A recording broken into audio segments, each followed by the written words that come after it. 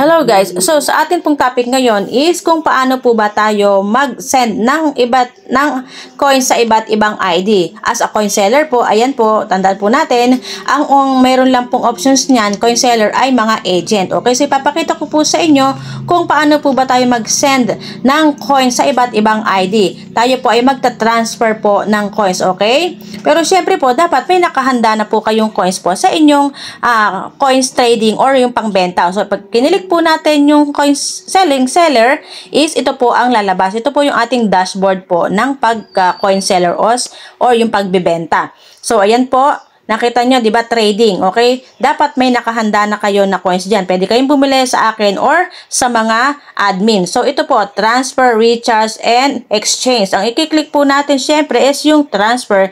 Dahil ipapakita ko po sa inyo kung paano po tayo mag-transfer ng coins sa iba't ibang ID, okay? So, pero dapat po, guys, ha, double check nyo po yan. Check, double check nyo po yan. Kailangan po ay, pag i-click po natin ang ID, okay, ang lalabas po dyan is siyempre may pangalan. I-double check nyo po yung check na yon sa green na yon. So, isasample ko po yung aking ID dahil memoryado ko na yung ID ko and then double check nyo po yun.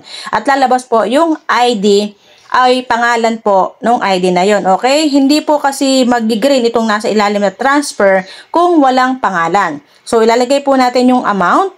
So, magsasample po tayo ng 50,000 coins. Okay, transfer ko po mismo sa aking account. Ilalagay po natin is user. Kapag po user, ibig po sabihin is, dun po yan magdidiretso sa coins account. Pag naman po ang kinilik natin na coin seller, dun po yan papasok sa ating pangbenta. So, ayan po, diba, pinakita ko sa inyo, wala akong coins. Okay, then, magta-transfer po tayo ng coins dun po sa aking account. So, meron naman tayo only 73 coins. Okay, so, kailangan maging 50,073 siya. So, mag-send po tayo ngayon.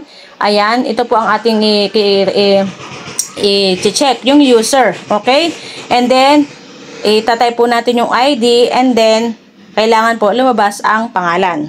Okay?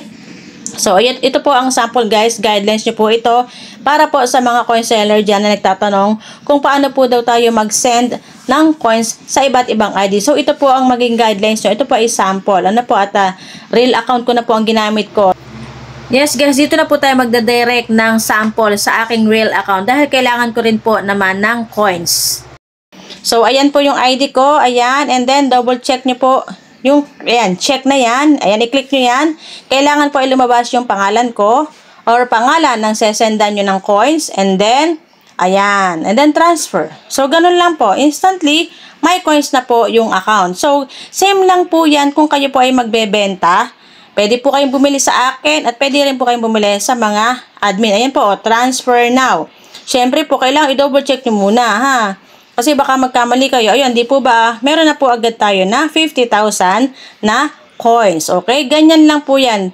Bali, magiging guidance lang po ito para po doon sa mga coin sellers na baguhan pa lang ngayon. Ganun lang po ang gagawin ninyo. Ito po yung inyong magiging pattern. Inuulit ko po, ang mayroon lang pong coin seller na options is mga admin at agents. Okay? So, ganun lang po kasimple. Ito po ang pipindutin nyo, transfer. Iba po yung sa exchange, iba po yung sa transfer. Okay po?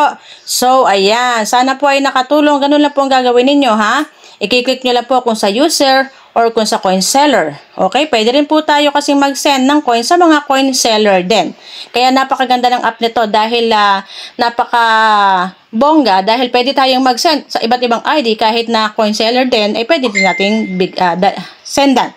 Ayan, sana po ay nakatulong. Maraming salamat po. Good morning, good afternoon, and good evening po sa ating lahat. Happy earnings.